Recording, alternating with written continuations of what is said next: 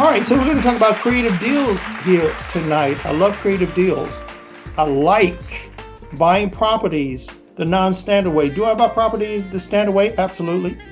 Do I buy properties with hard money lenders, with DSCR loans? Yes, I do. Do I buy properties with standard bank loans? Yes. What I like are these creative deals, and we're going to talk about some of them here tonight. But before I get started, let me start with the disclaimer. It is your responsibility to take the education, this general education that's being shared tonight, and apply it appropriately to your business. So this is solely for educational purposes. I'm not offering legal, accounting, or other professional services advice. I can offer professional services advice.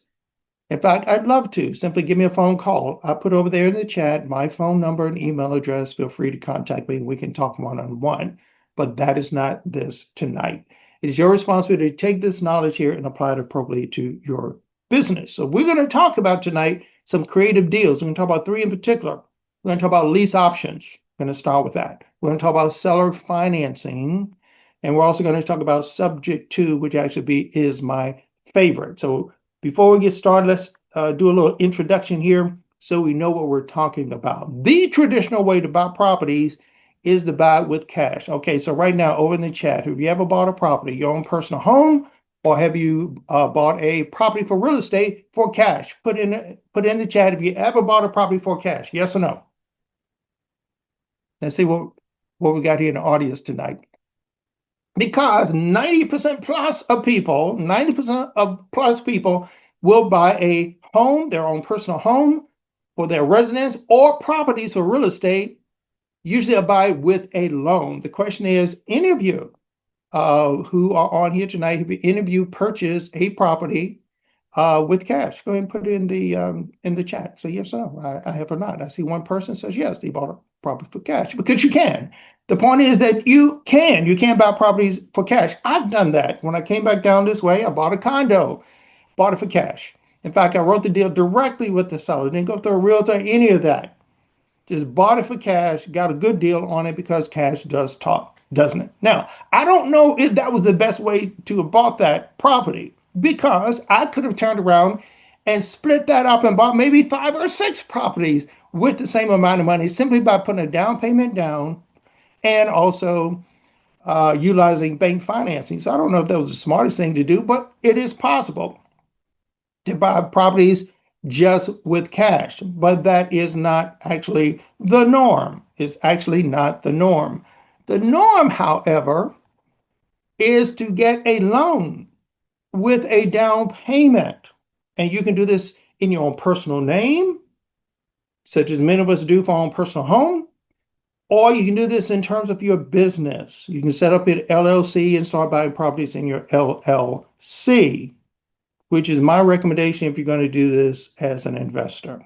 You can do this in terms of your credit worthiness, or you can do this in terms of the strength of the deal. So bankers will loan you money based on your own personal credit, or they'll loan you money based on the strength of the deal.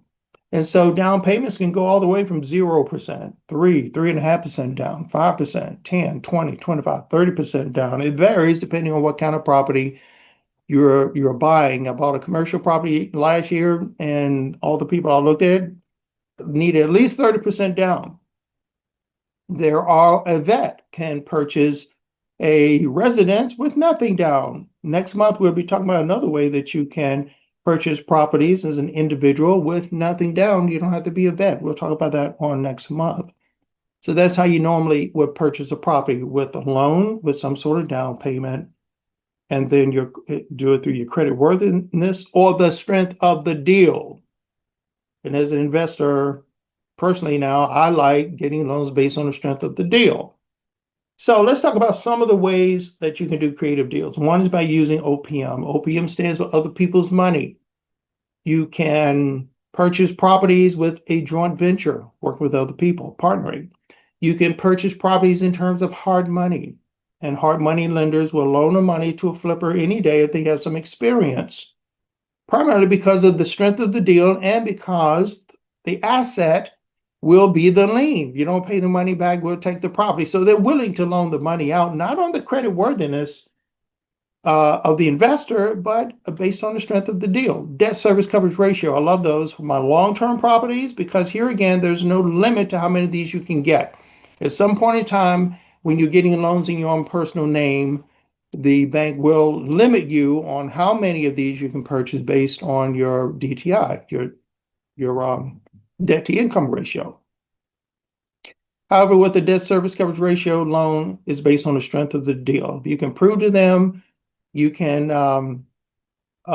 pay back the loan in terms of the rents that are coming in and they're comfortable with that, they will definitely loan you the money for not only one or two or three, but 100 deals if you can prove that all of them will pay for themselves. Because the banks, they're concerned about just getting their money back with an interest. You can prove to them you can do that. They will approve you. Wraparound mortgage is another. Contract for deed or land contract. Now, we're going to come back to this later. That bottom one here, contract, we're going to comment on that later. Contract for deed or land contract. We're not going to define what that is at this point in time, but you have a better idea as we go through this. These are some of the ways you can do creative deals. We're only going to talk about 3 of these tonight.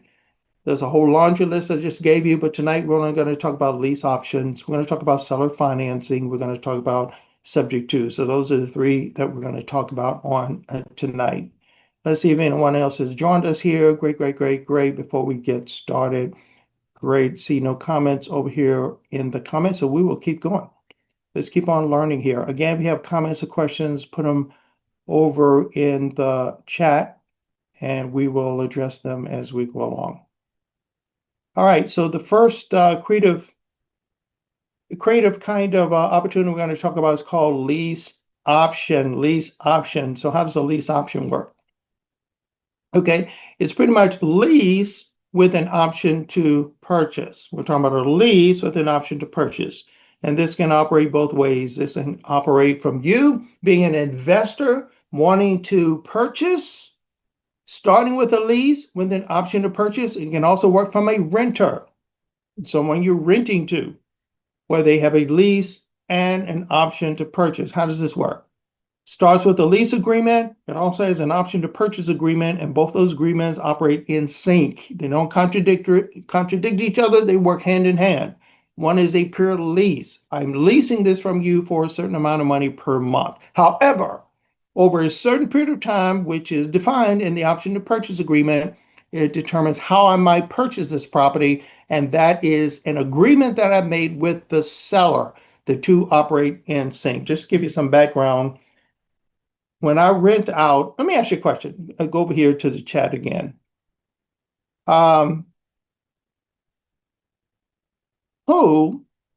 I see we've got a great comment over here. Danielle, I currently have, let me see if we get rid of some of this stuff here. Bear with me, I got a lot of windows open here. So Danielle saying, I currently have a house under contract, ready to assign. Awesome. I am ready thinking about an exit strategy and may have interest in offering a seller financing. Oh, it's fantastic. It's nice to have options, isn't it, Danielle? It's nice to have options on your end and also to give the seller an option as well. Just to give you a little background here. In fact, let me ask you a question. Who takes better care of a property, a renter or an owner? Go ahead and put in the chat what you think. Who takes better care of a property, a renter or an owner? What do you think? And oh, by the way, there's no wrong answer here. It's just simply your perspective, what you think. You just tell me what you think. Okay, so far people are saying owners. Any takers here on renters? Excuse me. Okay, D says renter takes better care of the property. Okay, and I'm not sure what that is, Jay. Is that renter? Was that owner? Okay, got a bunch of owners here. We got more people than this. Come on, you guys, vote. Go ahead and put in the chat. No right or wrong answer. Simply your perspective. What you think. Just simply put what you think. What you think. And you have some experience. Tell us about your experience. So far, most people are saying owners, and I would happen to agree with you because as an owner, you want the property to grow in value, so you're going to take better care of it. You don't want to tear it down. Usually renters don't own it, so they don't really care. It's not going to be mine long term. I'm simply paying for it for a short period of time. What I do is instead of doing straight rentals, I actually give my residents, or which I call them, I give them a lease with an option to purchase. I like doing that. And I also have some agreements with a nonprofit who helps those who are homeless. So I don't put the option period in. They're primarily looking for rental and help those people get on their feet for a period of time, although they are open to moving into ownership later on. We haven't addressed that yet. However, for my private renters of our properties, I usually, in fact, all the time, I give them a lease, which is a standard lease, with an option to purchase it. What I do is give them a 10-year option to purchase. They have a 10-year period if they want to. They have the right to purchase the property at a certain price we've agreed at. So they have the right to, but not the obligation. So they can just lean upon the lease and just lease it year after year after year, and it automatically renews up to the 10-year period as long as they pay the rent on time. If they don't pay their rent on time, two times out of a 4-month period, they're in default and they're in jeopardy of losing that option to purchase. Now, the option to purchase, that costs them some extra money to purchase that because I'm giving them a privilege. I'm treating them like an owner. So I don't charge them for pets. I do have some restrictions on what the pets could be. I want them to treat like an owner. I expect them to do a small amount of maintenance, which I define what they should do. So I give them some privilege down the road. If they're there longer than a year, then I give them the option to actually paint the house if they have some experience, or if they have a contractor I approve of the colors that I approve for. So I'm giving them some options, and so that's more attractive to them. But I'm only giving that to people who are thinking like owners. And why is that? Because my maintenance costs are lower for people who feel like they're owners. I treat my renters like owners. From the time I'm advertising this through the time they're writing, we're writing the contracts between each other, and they're passing fees back to me for the two different contracts. We're talking ownership. Ownership. So I'm treating them like an owner, even though they don't own it yet. They don't have title, but they have the right to. And the reason why I do this is because as a landlord, my maintenance costs are lower because they're treating the house like an owner. So there's some advantages for me as a landlord going this way. Can you imagine there's also some privileges to you as an investor? You can tie down the price of a property and take it off the market by starting off by leasing without owning it. Because typically, when you buy something, typically it requires some sort of down payment. You may not have the down payment. Typically, it requires some amount of credit. Even if the lenders are giving you money based on the deal to purchase the property, they still start you off with you have to have a certain credit rating to just start. So even if you're not there yet, you can still tie up the property with a lease with the option to purchase. Are you seeing the value of this particular creative way to tying down properties that you're interested in? You may not be able to buy it today, but you're tying it down and buying yourself some time in order to actually purchase it. So let's continue this. So this first creative deal, lease with an option to purchase. Benefits to the buyer, some we've already talked about. You lock in the property. The buyer locks in the property with a lease with an option to purchase. You also lock in the price. Let me go back to what I do with renters. What I do is start them at a price that they can purchase the property with, and I put in a contract, we're going to increase this a certain percentage each year. Right now it's a 7% increase each year. So the sooner they buy it, the lower the cost is. If they're going to buy this out in year 8, where it's already increased because properties increase in value, do they not?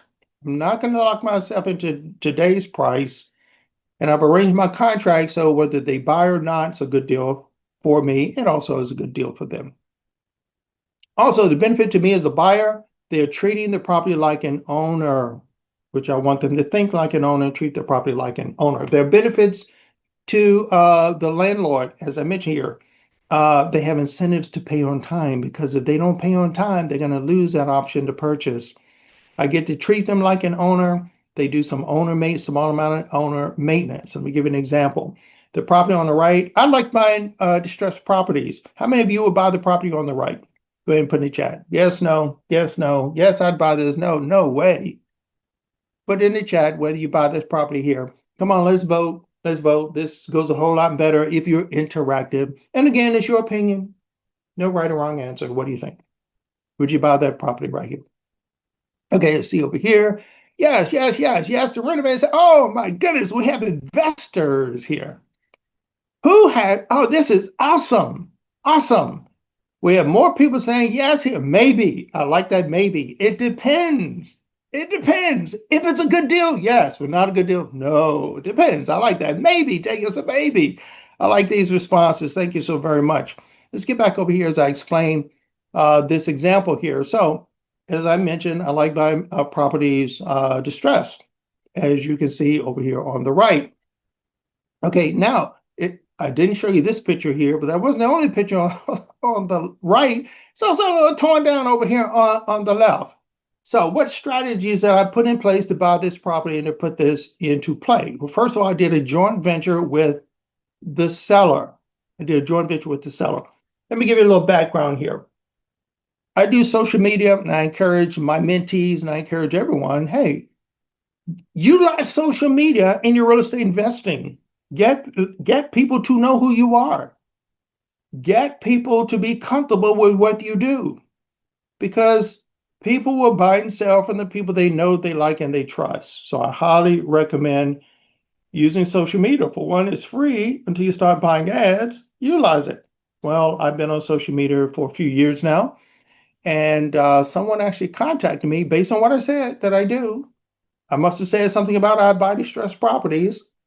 The owner actually contacted me because this is the dilemma she was in. The city had contacted her and said, hey, well, what happened with the property, she was renting this. This, I believe, was the only house that she was renting. So she was a novice at this. The last renter pretty much tore the house up and she from the inside, and she really didn't have money to repair it. She had a contractor, and then so she just sort of let it sit there for a few years. And she got a quote. No, the city came by and said, hey, you need to fix this house up. If you don't, then we're going to tear it down and send you the bill. Okay? So she already had a mortgage on it for $83,000, I believe it was. And so she had a contractor come over and say, hey, how much would you repair this house for me to renovate it? And the contractor said $80,000. Actually, that was a lowball number because as he began to look at this and he started to do a few things, the price went up to over $100,000. She said, I can't afford this. Forget it. She called me simply because she saw what I did on social media. So we went to Starbucks. I invited her to Starbucks. Hey, let's have a conversation here. Let's see where this goes. I love creative deals. One, I like math. And so I became an engineer. The traditional thing, if you like math and science, that's a good combination of becoming an engineer. So I became an electrical engineer and went into computers. I've always liked math, still do, because there are lots of things you can do with it. So we went and had coffee, and she said, this is the dilemma I'm in. I said, okay, I can solve that problem for you. Here's what we do. You bring the property. I will renovate the house at my cost, and we will jointly own the property. And we agreed that I would own 83% of the property now and in the future, and she would own 17% of the property now and in the future. So it really did take over $100,000 to renovate that house. Yes, it did. Over $100,000, which she didn't have, but I went and gathered $100,000 and renewed the house. I purchased the house, or agreed to purchase the house from her as a joint venture under sub 2. So I'm the managing investor. So I bring myself. So I decided to acquire the existing mortgage, was about $83,000 via sub 2. We'll talk about sub 2 later on. I brought in OPM. How many remember what we said OPM was? Other people's money. So we brought into this deal other people's money. I didn't just have $100,000 laying aside to renovate this house. And that came in terms of private loans. Later on, I put a short-term bridge on in order to pay the private loans back. When we got through, okay, now you see on the right here, the renovated house. Okay, because that's what we're going with is We're not just going to leave this house like this. We're going to take the money, literally renovate it. The first thing I did once we made this JV deal, I went down to the city and said, hey, these are my plans. I got some permits to let them know I'm serious. We're going to renovate the house. You need to halt tearing down the house. I take responsibility for renovating the house. And, you have my pledge here through these permits that we're going to do this. Did that. And so they said, fine, that's okay. We'll leave it alone. Go ahead and work on the house. We did. So didn't have any problem with the city anymore. When we finally got done in 2024, the house was appraised for 242,000, and that's when I put a long-term DSCR loan on it. Now, can you see how many strategies I use on just this one house? Use a JV, we did sub two, we use other people's money, we use a bridge loan, and we finally ended up with a DSCR. So you can use these creative strategies on any properties and use more of them, multiple of them at the same time. So here's how the house looked on the right, and this is how we kind of advertised it on Zillow and took some people through on the left. So here's how the lease looked. The house now rents for $2,050 per month, 10-year lease on it. It auto renews as long as the resident pays their rent on time. They're not in default. I do have the right to raise the rent each year anywhere between 0 and 10%. That's in the lease, depending on what the market will bear. And I'm teaching my residents an ownership mentality, so they're doing some light maintenance on the house. We, of course, do the heavy lifting. If the HVAC goes, AC goes, I'm going to handle that. If the roof goes, I'm going to handle that. But listen, we renovated the house. It has a new roof on it. We're not expecting the roof to go in a while. So the option to purchase agreement. Remember we said there are two agreements. One's a lease agreement. The second is the option to purchase. And if you have a question about anything I'm saying right now, put in the chat and we'll address it momentarily. So the option to purchase price is $290,000 because that was the appraised value. It does escalate 7% per year to protect us as the property value goes up. And there's an option price and security deposit for a total of $2,250. Now that number could be $7,000. I've seen people have option prices at $10,000. So this is a very low number because of what the market would bear at the time we started this. So my option price is pretty low. You can raise this to pretty much whatever you want.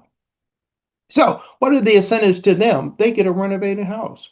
They get to lock in the price of this house. Do you realize that the median age of a first-time home buyer is now 40 years old? They used to be 28. And then it went up to like 30. And then it went up to like 32. And then it went up to like 34. I think when they finally got to 36, it jumped to 40. It is getting more and more difficult for people to buy a home. The affordability crisis is for real. This is when people can lock in a price that they prepare themselves while they're leasing to purchase the property in the future. So they get to lock in the future price. I, as a landlord owner, can't sell the house while the lease agreement and the option to purchase to agreement are valid. So as long as they pay the rent on time, I, as the landlord and owner, I'm locked in to not being able to sell this house. If the house appreciated $100,000, I can't sell it because I've locked myself in. And that's the beautiful part to the resident. They have something they've agreed to they can work on. I can't kick them out. And I get them to act like an owner. So it works pretty nicely. The incentives to me is I give them a credit for paying by the first. They pay by the first of each month. I give them like $100 credit each and every month off of the purchase price if they pay on time. I'll also give them a credit for acting like an owner, doing light maintenance. So I'll take $50 off of their rent. Every month they act like an owner. And yes, they can lose that automatic renewal if they don't pay on time. So it's an incentive for me to get rents paid on time. Rent is late by the 5th. It's actually late on the 6th. So they have through the 5th to pay on time. 10% late fee starts on the 6th. And because they're treating the house well, because they're doing light maintenance, lower repair, lower maintenance costs on my side. So we've talked about lease with an option to purchase. Now, I've pretty much talked about this from the standpoint of me being a landlord. But this can work either way. You, as an investor, you can lock in a piece of property to your advantage and then buy it later. Let's look over here in the chat. Any questions here? Let's see what we got. Did you use OPM for that $100,000? Yes, I did. In fact, it was private money. Never mind, you just said ha ha ha. Yeah. Did the renter lock in the 2.9? Absolutely. Absolutely. Because I do lease with an option. I don't give them an option. I don't give them the option to just lease it. No, I lease with an option to purchase. So there's a certain category of people I'm looking for. I'm not looking for renters. Let me repeat that. I'm not looking for renters. And why am I not looking for renters? They don't take good care of homes, in my opinion. This is just my opinion. So this is how I run my properties. I'm only looking for people. Now, this is outside the nonprofit that for the homeless I deal with. For them, I just provide a home through just standard lease. For my private residents, they will lease the home with an option to purchase. It's the only thing I offer for them. All right, I don't see any more questions, so let's go on. So that was the first kind of creative thing that we do. So let's go on to the second one here, because I said we're going to talk about 3 of these here tonight. And let me watch my time here as I'm going through this. All right, so seller financing. Let's talk about that. Seller financing. The traditional ways we've talked about to purchase a property is for the buyer to go to a bank, get approved, and then also bring some sort of a down payment. And between the two, the bank loan, the down payment, then through a real estate attorney or through a title company, we're presenting cash to the seller to purchase the house. And guess what? Title is transferred to the buyer at settlement. Boy, don't you love that? Title is transferred when you purchase a home, even with a loan. Beautiful. Likewise, the same thing with the seller, except we're taking the bank out. This works really well when the seller owns the property free and clear. They own it free and clear.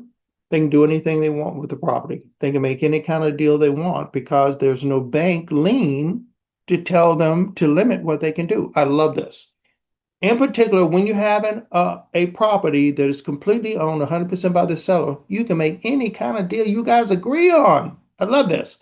And so what you do as a buyer, you make a promise to pay through an appropriate contract. And I'll give you an example. And the contract can be anything you want. This is what I like about this. Seller financing can be as creative as you want. Work out whatever deal the seller will allow. You can make a deal, I'll pay for this in 2 years. For the down payments, I'll pay for this 2 years, or 5 years, or 10 years, or 30 years, is whatever you can agree with the seller on. I love this. As seller finance, and I'll give you an example of this in a moment. Again, you use this strategy. This strategy works best when there's no mortgage, no bank involved. Okay. Now I said previously, hang on to contract for deed / land contract. Some people like these.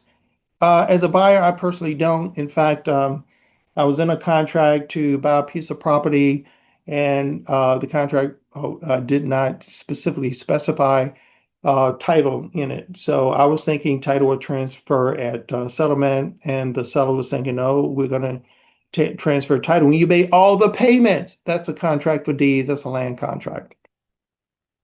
I actually backed out of the contract because we couldn't agree on that point.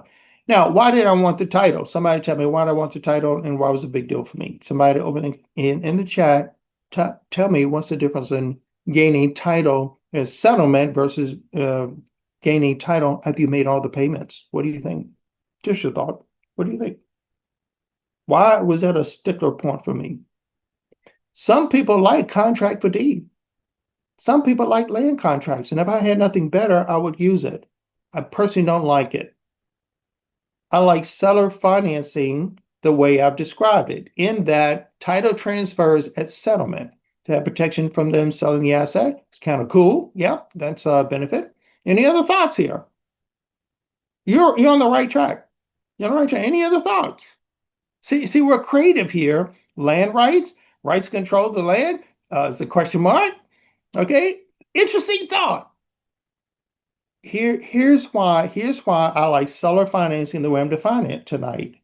Not land contract, not contract for deed, because title transfer later. Do you realize when title transfers, you have complete ownership? It's control. And that's what you get as a personal resident when you buy your personal home. Title actually transfers to you. That's the only way you could get a HELOC. If title remain at the mortgage company, you might have to beg the bank, can I possibly please have a HELOC? They may require you only get a HELOC with them. You have no rights. When title transfers to you, that means you own it. You can do anything you want with it. This is what I like. This is what I like. If I have title, that means I can get my own personal liens on the property. I could get a HELOC on the property. I could bring in a private a lender in, private investor working with me. Why? Because I own it. I can bring in a joint venture partners because I own it. I don't have title. I really don't own it.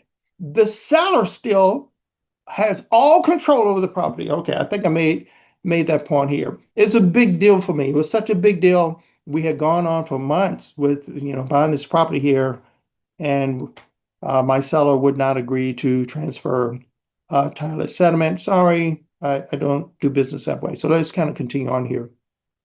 All right.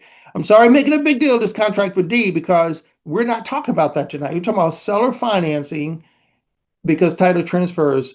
This is not contract with deed. Title is transferred to settlement. That means you have all control over the property. You can do anything you want without limits. Well, I'm saying you do any legal thing you can without limits that other people, banks, private lenders, JV partners, whatever will permit you to do. Here's an example. I like buying distressed properties. Would you buy the property over on the right? Yes or no?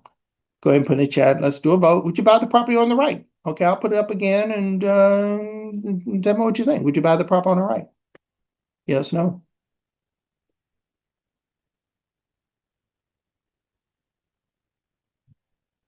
See what the votes are looking like so far. No votes? And a little hesitant here. Okay, well, I did buy that property on the right, and this is the deal I agreed to. I actually brought this from somebody I already knew. I went to school with this family. This is a family who had inherited the property. The dad was the landlord. He had a few properties. And, parents like to pass on to their kids properties. This was a distressed property here. He didn't keep it up, and, he wasn't charging adequate rent, but they did inherit it. And this was one of the properties at least two of the three sisters were willing to sell. The other one of them didn't want to sell it, want to keep it and manage it. They finally agreed though to sell the property to me, and I said, "This is what I'll do. I will pay you $60,000, which is what they were asking for, but I'll do it under these terms. I'll pay you $12,000 as settlement. I'll pay you $25,000 on the first anniversary, and I'll pay you another $25,000 on the second anniversary." That's the deal we struck. They wanted $60,000. Okay, I'll give you $60,000 under these terms. They agreed to my terms. So we were able to buy the property. This is how the property looks on the back, on the right, after I renovated it. Because I'm not buying distressed property to keep them distressed. I'm buying them to renovate them. So I bought it in 2021 for $60,000. I paid it off in 2023. It was then appraised at 233 in 2024. And that's what you want to do. Go ahead and renovate it, put some money into it. The appraised price goes up. You build some equity here, and that's how you become wealthy over a period of time. So what are the pros of doing seller finances?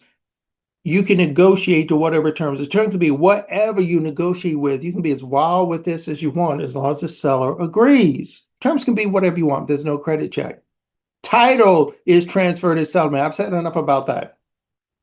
That's seller financing. What do you think about that? You guys like seller financing? So this is seller financing. You are wanting the title before all payments are made. That's correct. Hence the $12,000 offer is the term. Yes, Danielle. Whoa! The light bulb came on. She said, I can own this property and get title for just $12,000. The answer is yes. But if you think about it, the same thing occurs when you buy your own personal home. You put a down payment of $12,000 on the house that you're buying, you get title as settlement. Isn't that awesome? We don't think about what a privilege that is. That works in our favor. Now, because we own it, we can put a HELOC on it. We can do some other things. Without that title, you couldn't do that. It's wonderful. So Denise said, maybe, what's your buy box? What are your criteria to apply when deciding about property? Oh, boy, that's a deep question. And because of limited time. I tell you what, we have time at the end. I'll answer that question, Heather. Oh, so Heather, ask me the question at the end, just so that I'm not taking too much time with the rest of the material. Because I'm starting to answer the question already. Let's go on. Okay, so we're talking, the second one we talked about was seller financing, okay? Let's talk about sub two. This is the third and final one we're going to talk about tonight. These are ways to buy properties without traditional bank loans or buying property purely with cash. Okay, sub two or subject to. In this case, a mortgage exists. In the previous example, it works really well if there's no mortgage on the property, just like that property I bought from the sisters. You know, the dad had completely paid the mortgage off, didn't get more liens on it. It was the kids to have. And that's what we as parents want to pass on. We want to pass on something of value, not something that has liens against it. Sub two, a mortgage exists here. Sub two only works because there is a mortgage. Well, what is sub two? I'm acquiring the property subject to the existing mortgage. In fact, that's the terminology I use when I talk to sellers. I don't say I'd like to purchase your property sub two. I say I'd like to acquire your property utilizing the existing financing. That's the exact term that I use, and that's the term you should use. I would like to acquire your property utilizing the existing finances. And of course, as the conversation goes on, you can explain what that means.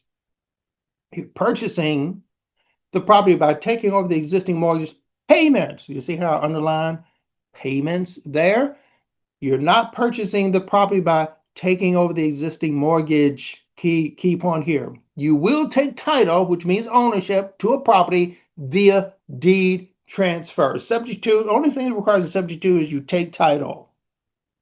Take title, ownership to a property via a legal deed transfer. Title company, real estate attorney could do that. In fact, I've gotten to the point where I could do this. But because in a sub two deal, I've got some more things going on here that's very valuable to me, I'm gonna let a real estate attorney who knows how to do this actually do these. You do not transfer the mortgage. You do not put the mortgage in your name. That's the key thing with sub two. You're taking title. You're leaving the mortgage in the previous owner's name. All right, those are two key points. Now, why would anybody in the world want to do this? Okay, you get to buy with little to no cash because sub two does not require down payment. Now, many times the seller wants something. They're giving up a property. Usually they want something out of the deal, but purely sub two, you can actually do a sub two deal with no down payment. You're simply purchasing by transferring title. No down payment is actually required. Now, Dream Team attorney, like I said, can do these sub twos all day long. Let me take it back a little history. When I went full-time in real estate investing, like I said, I've been toying with this for decades. I went full-time in this 7 years ago. My first deal, in fact, lots of my deals have been creative, in fact. And my first deal was actually a sub two deal as well. So as I was learning how to do fix and flips, I was also learning this creative stuff. So I got in a contract sub two, and then I actually purchased down in this area here. So I went looking for a real estate attorney, and I found I thought the biggest real estate attorney or the most experienced real estate attorney in the city which I bought the property. And the person was talking about, yeah, they know I do creative deals and all this. That guy did not know what he was doing. I was teaching him. Thank God we didn't hold this property long. It was a fix and flip, so we only held the property for 6 months. Because he really didn't do it right. But we got through it, okay? And guess what? I fired this attorney and got somebody who really knows what they're doing. I'm still with this new real estate attorney today because she knows how to do these appropriately. And we'll talk about this, appropriate ways to do this. A good dream team real estate attorney you need to do sub two deals, okay? So I hopefully I made that point. You don't want somebody guessing, all right? You want somebody who really knows what they're doing. And if you're in Hampton Roads, I can give you a list of ones that are creative like this, can do these deals really, really well. You can also, another benefit is you can buy without any credit check. Can you believe it? Is that wild or what? Is that wild or what? We as investors, we can buy properties without a credit check. Even if you go on hard money And even if you go on DSCR loan, they're still going to check your credit in the beginning. The deal might not be based on your credit, but they're going to check your credit. Sub 2, nobody's going to check your credit. Just awesome or what? You transfer simply by, or you purchase simply by transferring title. Absolutely no credit check. If you got questions about that, pull it up. We'll talk about it later. You can buy without credentials. Why? Because you're not qualifying for a mortgage, so you don't have to prove your salary. You don't have to prove where you work, how much money you make, how long you've been working there, what's your credit score. None of DTI. You're buying properties without any financial credentials whatsoever because you're not qualifying for another mortgage. Is this awesome or what? You can ask me a question later. Is this legal? I'm a minister of the gospel. Would I be doing something that's not legal? Would I be publicizing that I do sub 2 deals? Would I be publicizing that I teach this? Would I be doing a sub 2 masterclass this Thursday if this was illegal? This is perfectly legal. Would a real estate attorney do this if it was illegal? I think I made that point. Here's another benefit. Easy for me to say, amortization. Okay, you can purchase a property with a paid down mortgage. Does you know how amortization works? When you first get a loan, mortgage, say a 30-year mortgage, that first year's payment, almost all of that, 99% of your payment is going to the bank in terms of interest. It's almost demonic. The first year, second year, third year, you have to really go many years in this mortgage before it starts helping you a lot. Okay, so most of the mortgage payments going to the bank in terms of interest. However, with a sub 2 deal, since you're utilizing an existing mortgage, depending on how long this mortgage has been going on, the older the mortgage, the more now of your money is helping you. So the older the mortgage, the more each new payment reduces the balance quicker, more of that payment goes to help you. Okay, and that's how you build your wealth. You build your wealth even faster by holding a sub 2 mortgage. If you know anything about amortization, if you've seen any of those tables and charts, even when you renew or refinance a mortgage, you start all over again. Yes, because of equity, you may get some money out of this. You may get a lower payment, or with a lower interest rate, you may get some of those things. But guess what? The payment schedule starts all over again. And guess what? Your first few years of payments are almost going all to the bank. So you need to be aware of that. I like to buy distressed properties. How many of you would buy the property on the right? Go ahead. Yes or no? Put it in the chat. Would you buy the property on the right? I like buying distressed properties. Would you buy that? It's only your opinion. Yes, no. Okay, Kafenia says she also has a question. Guess what? You can write your question in here, or we can, I'll give you a period of time to kind of verbally mention that a little bit later on. Oh, yeah, we got some people say, yes, I'll buy it now. Okay, we got some believers, and we have some investors here. Still, the accurate answer should be, it depends. It depends on whether this is going to make a good deal or not. Now, I only buy properties that make a good deal. This is not gambling. Any of you who have been with me for a while, I like real estate investing because you can calculate to the penny what price you need to buy a property at to make it a good deal. This is not gambling. This is not, oh, this looks like a good deal. I don't have to go and ask somebody, is this a good deal or not? You will determine through your analysis whether it's a good deal or not. So I looked at this. This is actually a property that was a sub 2 deal that was put under contract by a wholesaler. I bought this from a wholesaler. So can you put a sub 2 deal under contract? Yes, I've done that. Yes, I have one now. I have a deal right now, which I'll tell you about at the end of the deal here. I'll sell to you. So if you don't know how to find these deals, I've already found a couple for you. Pay down mortgage. Let's give you an example. So this house here, I bought it sub 2 from a so-called previous investor. An investor had bought this 15 years beforehand. Always said, hey, I'm going to do something with this house. Never did a thing to it. I take that back. He went and did a few things on the inside, but it was virtually nothing. They tell me he'd go over there and kind of sit in the house, but he never did anything with it. So, okay, so this is how it looked when I bought it. From a wholesaler. A wholesaler had on a deal, looked like I analyzed it was a good deal for me as I bought this deal from a wholesaler, a sub 2 deal. All right. And so what do I do with distressed properties? I renovate them. So I bought a sub two from a previous investor for some 15 years. Now, this mortgage had amortized down 15 years. So now payments are helping me. Maybe half the payment is now attacking the balance. So I get to build my wealth faster. This is beautiful. Get to build my wealth faster. Okay, here's another benefit. We're talking about the benefits of doing sub two. Instant equity. Likewise, when you buy a house that has a paid down mortgage, you get instant equity when you take over the mortgage payments. The operative word there is payments. You're taking over the mortgage payment. You're agreeing to make the mortgage payments. This is house I bought. In fact, this is my first flip. I bought this house here, sub two. Bought it sub two. The mortgage at the time was 146. However, the value of the property at that time in that state was 205, because you know houses appreciate in value.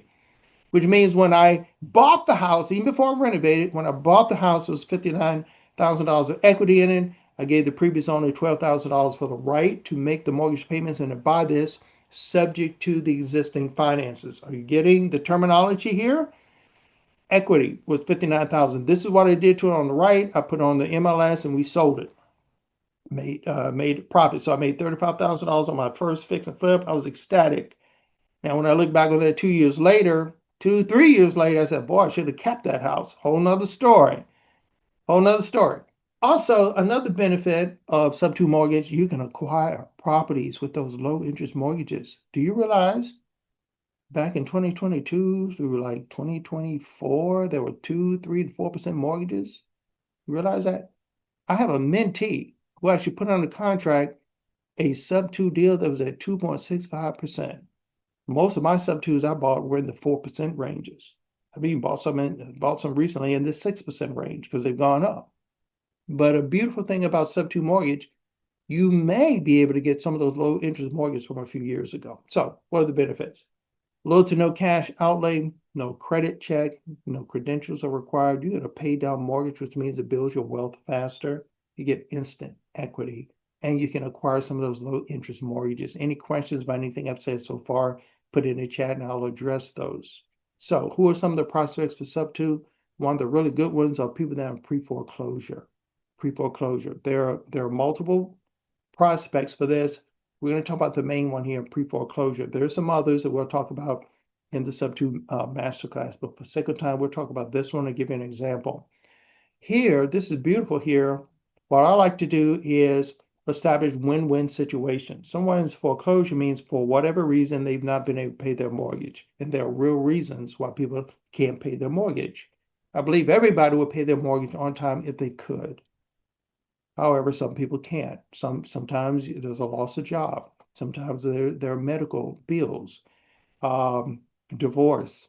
There are lots of reasons why people get behind in their mortgage. Well, we come along and we help save their credit, because if this process of foreclosure continues and the house is auctioned, guess what? Not only have you lost the house, not only have you lost the equities you built up in the house, you also get a terrible credit rating for the next 7 years. And guess what? This is going to remain on your credit for 7 years, and nobody's going to want to sell your house inside of that 7 years, even if you rebuilt your credit back. So we save the seller's credit. What we always do is bring the mortgage current and prevent foreclosure from going on their credit report. We save them. Bring the mortgage current. And guess what? Because it's still in their name, every payment we make is improving their credit over time. Because remember, the mortgage remains in their name. They get the credit for us making current payments. So their credit report and the credit score is improving over time, thanks to us. All right, so the owner usually gets to pay no closing costs, because usually if they're in a situation like this, they don't have money to pay closing costs anyway, so we take care of that. If needed, we'll provide them some extra money to move or more, because it's whatever deal you agree to to acquire the property. Let me give an example. I happened to find a for sale by owner in Zillow. And so that's pretty interesting. Somebody's trying to sell this house. It doesn't look like a distressed house. Why are they trying to sell this for sale by owner? There's a reason why people try to sell the house for sale by owner. Some may think they are competent enough to do it, so they don't need to hire an agent. So at this time, this house, I bought it in 2021 for 298.9. I actually bought this one sub two that was in pre-foreclosure. I didn't know it was pre-foreclosure at the time because I had when I first. Let me ask you a question. I saw this in Zillow, so I immediately went over to the house and knocked on the door because they put it in Zillow that they want to sell for sale by owner. Then they want people to come and inquire about the house. All right. So I went and knocked on the door and had a conversation. How many of you will go and knock on the door and have a conversation? Be real. Go ahead and put in the chat. Would you have the guts to go over and knock on the door and have this discussion? Yes or no? Okay. Mr. iPhone says yes. Heather says yes. It's awesome. We got some investors here tonight. Anybody else? Be honest. If you don't feel like you could muster up enough courage to go over, or you'd be hindered from going over and knocking on the door. Somebody say, Jay, oh man, this is awesome. It's awesome. So as you're a real estate investor, there's some things you just need to do. Sometimes you have to get outside of your comfort zone. You can't say, oh, there's no good deals out there. Here's a deal sitting in front of your face. But we have to work the deal. Okay, let me stop being hard on you. Let's go back here. So where were we here? Okay, so I went and knocked on the door and say, it looks like you're trying to sell the house for sale by owner. Guess what? I'm a real estate investor and I've purchased properties many times for cash. But I'd be interested in purchasing the house. And obviously she wanted to sell the house. While I was there, I was also saying, sometimes we purchase a house by acquiring the existing financing. Is this something you would consider? She said yes. So that's how you have the discussion. Would you be willing? Because I have options for purchasing this house. As an investor, there are lots of ways I can buy a house. And I talk in terms of cash. Now, that cash may come in terms of a private loan. It comes in terms of my own money. Um, I could acquire a DSCR, but I'm talking to her like I'm bringing cash. And as an option, I say, sometimes I purchase properties utilizing existing finance. And if she's open to that, we'll continue the conversation here. Most times they don't even know what I'm talking about, and you continue the conversation. So sub two deals work sometimes, doesn't work all the time. You don't go out and say, hey, I'm going to go look for a sub two deal. You utilize the sub two strategy if it will work and if the seller will allow you to. Here's some of the facts. The loan was, she initially got this loan for $290,000. Well, she bought it for $298,900 with a FHA loan for $290,000. So she didn't put much down. All right. She was in it for 3 months. We didn't have that discussion until the third conversation. She didn't admit until the third conversation she was behind. However, the value at the time when I looked at this property was $391,000. So there was $100,000 of equity in this property. Do you think that piqued my interest? It did indeed. So that's why I wanted to go knock on the door and start the conversation before somebody else. Nobody else had beat me there. So I had the conversation. I was building trust, and away we started the conversation. So it turned out to be a pretty sweet deal. I came with some cash, okay? No credit check, no credentials were required. I acquired instant equity of $101,000 minus my costs associated with it. I was good with that. So here's a property on the right. I kind of did some freshening up there, did some repainting. The FHA loan, I acquired that subject to the existing mortgage for $267. That mortgage is, I'm sorry, we acquired it, and the FHA loan today is $267. The current conservative value of the property is $440,000. And guess what? In this neighborhood, they've just started a new section, and they got houses now being built for $100,000 more than this. Do you think this was a good deal to buy this house? In addition to it being an immediate good deal, also the community, this side of the city is growing. So now they're building houses like this. They're different model houses like this in this community for $100,000 more, $540,000. You think this one a good deal? This is how you do. You work deals. You work deals that will work good today, and you think they'll work good tomorrow. We can't predict the future, but boy, real estate investing works, does it not? So the equity today on this conservative equity on this house today is $172,000. Okay, now here's what you've been thinking. Somebody's been saying in the back of the mind, yeah, this all sounds good, but this is kind of dangerous, isn't it? What you're referring to is the due on sale clause. In every mortgage, there's a clause that our government allows mortgage companies to use and to be able to take people to court on and win They say anytime title has changed and the name of the mortgage remains the same, the mortgage company has the right. It's kind of like these lease with option to purchase agreements. You have the right, but not the obligation. So banks have the right, not the obligation, to call that note due. So if there was $298,000 or $267,000 still remaining on the mortgage, the bank could actually call that due and say, hey, give us $267,000. If it got called, what would I do? I just refinance it or pay $267,000. However, I'm never going to let it get to that point. Why? Because I'm going to pay the mortgage on time. We're going to talk about some things. How do you manage due on sale clause? Because it was one thing to acquire it, one thing to acquire a sub-2 deal is another thing to manage it. This is why we're going into the master class on Thursday night for those who show some interest. Due on sale clause requires the borrower to pay the mortgage balance immediately upon the sale or deed transfer. All right, sub-2. How do you process these? Let me give you a quickie. We're going to go in detail on this on Thursday night. The process is you need a specific sub-2 contract. On Thursday night, I'll give you the contract. We'll go through the terms that make this work. Your normal real estate contract is not going to work. Your normal agent contract is not going to work here. You need a specific sub-2 contract. I'll not only give that to you on Thursday night, we'll go through it and tell you the rights and the privileges and what makes this strengthen. So you need a good contract. You need a dream team attorney. I'll make your list in the Hampton Roads area and give that list to you of dream team attorneys that work here, that have a reputation in working with successful sub-2 deals, okay? The other thing you're gonna need is a specific power of attorney. That first attorney they should have used this. This is a powerful instrument.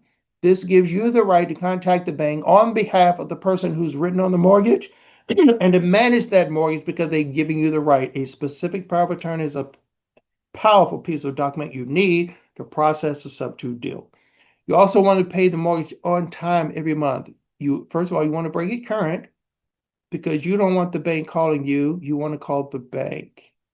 While I'm buying a sub-2 deal, there's no discussion with me with the mortgage company. I don't need to talk to them. I'm dealing with a person who's selling the house to me. And we're making agreements with the seller.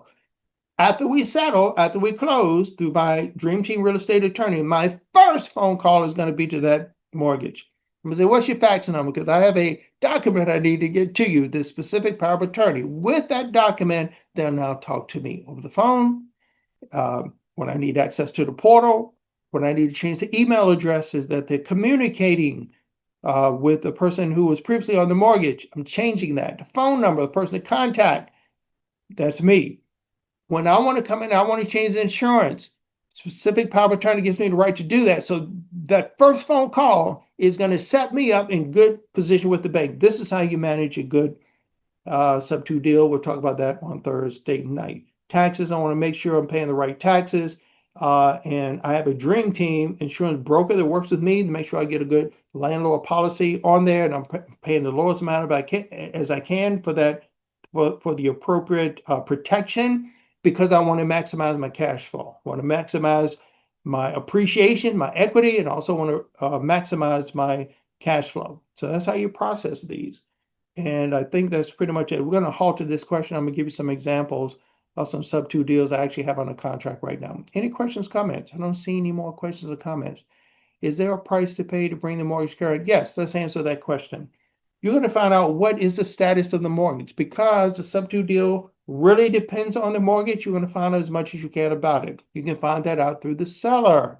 The seller usually has a portal, usually has statements, so you're going to analyze those. You're also going, when you settle, your real estate attorney is going to find out how much money does it take to bring this current. Okay. Now, I should ask the question, why do you want to bring the mortgage current? But I think it's pretty obvious. If you're going to do a sub-2 deal, you want everything straight with the bank because of the due on sale clause. The bank is in the business not to search to see who's on title or to see if the title has changed. They could, but they're not in the business for that. What do you think banks are in the business to do?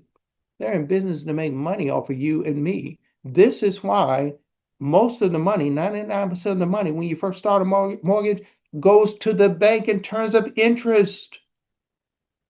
The bank is interested in making money. They're not in their primary concern is not, has title changed?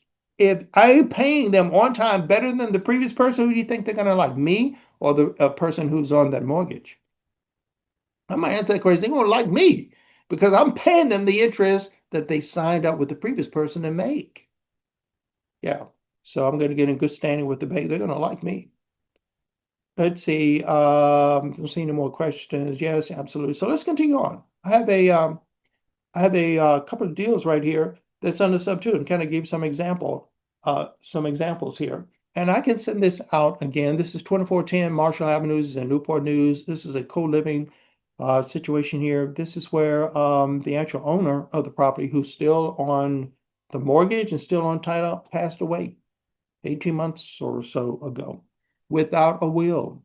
So now the family members had to come in, get an administrator amongst them to kind of settle. She actually had two properties. She had her own personal residence. This was an investment property that she had acquired through her boyfriend, or with the help of her boyfriend. Her boyfriend is an investor and was saying, hey, I'd like to help you with this. You know, you need to be in real estate investing, blah, blah, blah. So they kind of worked this out, but it's still in the name of the owner. We've got administrators to work with us. And oh, by the way, the price on this is $200,000. It's been reduced since that 210. So this is a property that's valued at $259,000. It is co-living. It is producing $410,000 of cash flow each month, and that is with vacancy included. That is with maintenance, and that's with property management taken. So everything's already taken out of that, and this is still making $410 a month in terms of cash flow. Co-living. It still has some of the previous renters still in there. And so this is a deal, it's a sub two deal. So you can acquire this deal here for $25,000. This is my wholesale deal that I'm putting on the table.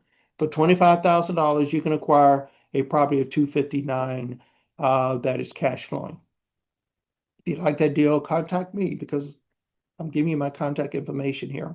Here's another deal that's where is it? It's actually in Lewisburg, North Carolina. It's listed for $262,500. All they're asking for is $15,000 to purchase this property sub two. It's a good deal. It's not distressed at all. And so if you want some more information about this one, contact me. So I've got two deals here under contract, two deals here that are sub two. So you can go out and find these sub two deals, or you can buy them from a wholesaler. Like I said, I bought a deal from a wholesaler. It's a good deal. It's a good deal. So let's kind of close out here. We've talked about creative deals. What are some of the benefits of doing creative deals? Number one, it removes the limitations of I don't have enough money. Okay? You can buy without the credit limitation. If you say, well, my credit's not that great at this time, lenders won't give me money. Hey, we don't need lenders here. Now, are lenders good for buy properties? Absolutely. I'm just saying there are other ways to buy properties that don't require a lender. You can expand your portfolio without limits. Okay? You can acquire it at lower interest rates. Interest rates are still in the 6s, 6.5 to buy a residence. For an investor, is higher than that, at least a point higher. Here, you can acquire some of those previous mortgages over the last few years at lower interest rates. You can lock in properties at future prices. That's a lease option here. So you can lock in property with tomorrow's money. Again, lease option. So we've discussed a number of different creative deals. We've talked about lease option, seller financing. We've also talked about subject to. In the chat over here, vote on which ones you like, which ones you would like to implement. Go ahead, put it in the chat right now. Which ones that we've talked about tonight you like and plan to implement? Go ahead and write in the chat. Lease option, seller financing, subject to. Go ahead in the chat. Sub to. Seller finance. Great. Any more? Who else is voting? Seller financing. And Jay says all of the above. Right, because you can't necessarily use all these because you want to use them. You look at your deal and then you say, well, which strategy can I use to buy this? You may just want to go use a bank loan. But hey, if you got the opportunity to do a sub two, do a sub two. If you got the opportunity to do seller financing, negotiate. Seller financing really works well when you're a good negotiator. Man, you can really get the price down and get the terms associated. Sub two is really great because you don't have to go out and find new finance, which means it can be quick as long as you can negotiate well with the seller. whatever strategy you use, they're helping you, and it's also helping the seller.